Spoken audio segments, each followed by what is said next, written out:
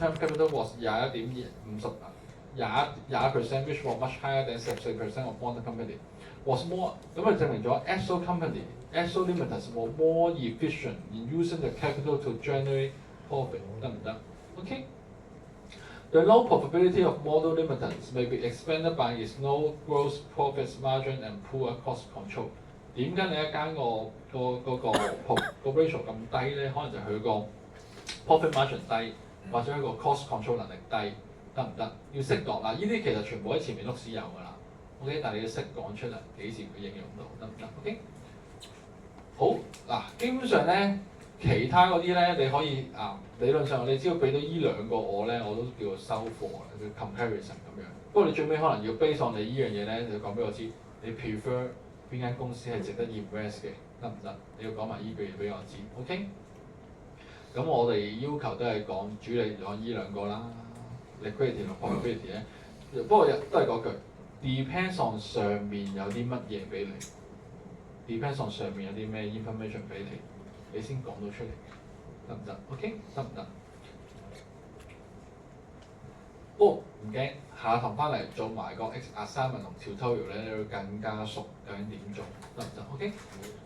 我想問埋咧，呢度咪有幾條 formula， 跟住佢咪分咗咩 liquidity 啊、profitability 同埋呢個 efficiency 嘅，係咪呢三個字都會俾埋喺個 formula sheet 㗎啦？一陣再 show 一次俾你睇，我哋最尾嗰個 formula。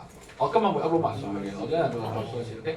咁accounting ratio 有乜 limitation 咧？我係講多幾版就差唔多 ，OK？Different accounting policy and techniques in different company may lead to different valuation method which make the wrong comparison。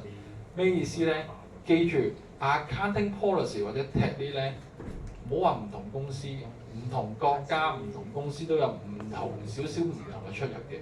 即係世界上冇一個好非常之嚴格嘅 accounting principle， 除咗一樣嘢啫，除咗你係上市公司，所有上市公司你要根據翻嗰間嗰個當地上市規矩要求你用邊種 standard 嘅會計報表嘅，得唔得？所以點解好多喺美國上市嘅中國公司就快啲美國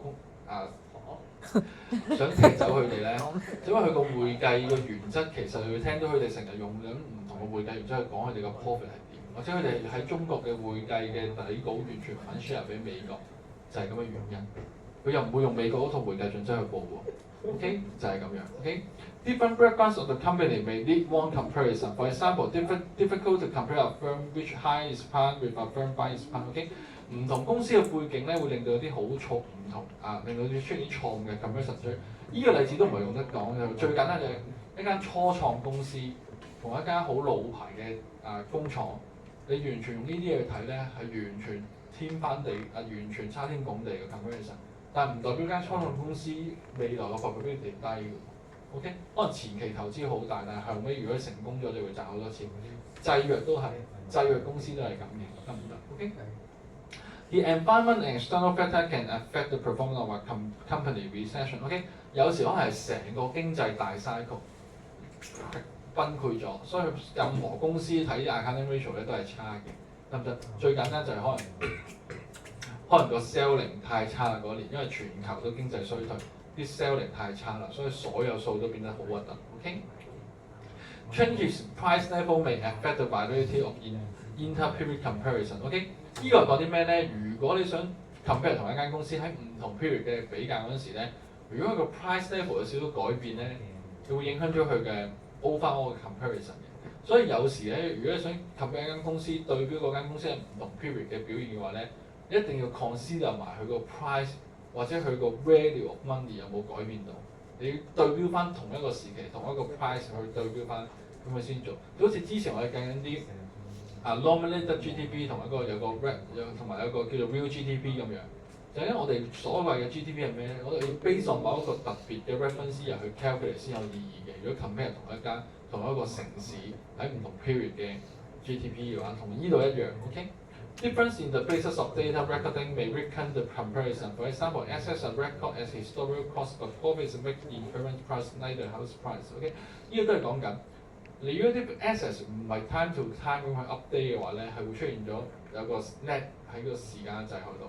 所以你點解成日見到啲公司咧無端端財務報表度有一個佢寧願有個一次性嘅虧損咧係點解咧？因為佢個 asset 尤其是 fixed assets 好耐冇揾過 independent party 去將佢 revalue 一次。即係最簡單，如果我間公司有好多物業嘅，可能我3年前揾嗰間tenant 師幫我 value 過一次，因為一直都冇改過，因為規矩唔需要出去改啊嘛。佢突然間可能有一年咧，突然間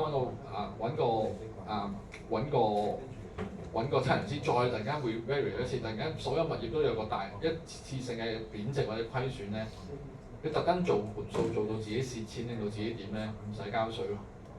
就係咁，但係其實實際上佢冇改變過，佢持有嘅物業都係一樣嘅，但係個 value 就因為咁樣而一次性降低咗咁樣。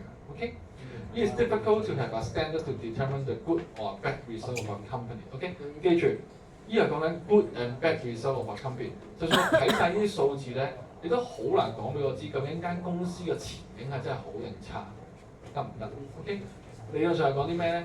你要好熟嗰個 industry。嗰個 nature 嘅特性，你先知用咩 parameter 去 measure 間公司嘅表現係啱定錯。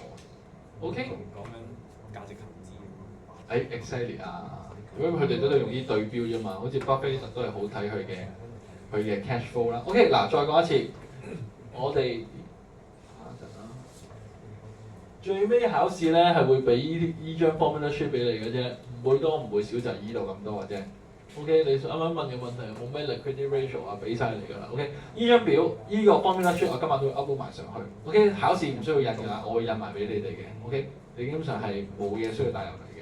計數機，計數機 OK， 計數機要帶啦，當然。好，咁間尺。有冇啲咩問題？OK， 冇嘅話記住，下星期翻嚟我哋一齊做埋個assignment。你記得帶紙翻嚟，或者你自己編埋個assignment翻嚟，或者用電腦睇都冇所謂。我哋喺台上一齊做完可以即刻交。如果你唔想即刻交嘅話，就嗰個星期唔要交埋俾我。OK，test 下星期會派翻晒俾大家。OK，assignment 每一考試嗰日派埋俾大家。對於分數上有乜問題，考完試之後或者即刻問同我阿飄又好乜嘢都好，改翻晒你個分數去，咁最尾就 final 㗎啦，full course。OK， 好，唔該晒大家。